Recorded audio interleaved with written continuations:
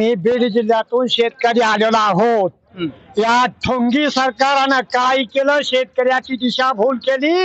अरे त्याने सांगितलं आम्ही सत्तेवर आल्याबरोबर तुमचं कर्ज मुक्त करू.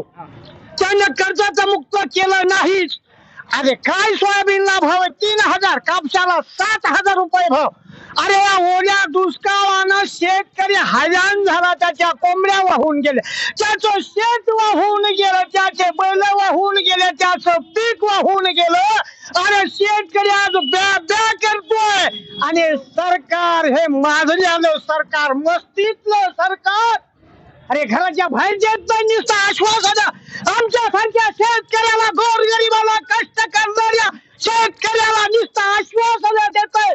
लाज वाटायला पाहिजे. दोन उपमुख्यमंत्र्याला आणि या मुख्यमंत्र्याला आमच्या साध्या शेतकऱ्याला फसवितोय. या जर शेतकऱ्यांनी जर याच्या आधी जर नाही आम्हाला 70,000 रुपये भाव हेक्टरी जर त्याची नुकसान झाली, त्यांना जर या दिवाळी पूर्वी दिलं तर ठीक आहे. नाही तरी रुग्ण आम्हाला शेतकऱ्याला रुग्ण मोर्चा माहिती.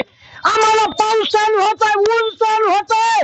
पोलिसांसंग 2 हात करायची तयारी आणि आमचं मत आहे, लाठी काठी चालवायची तयारी आहे.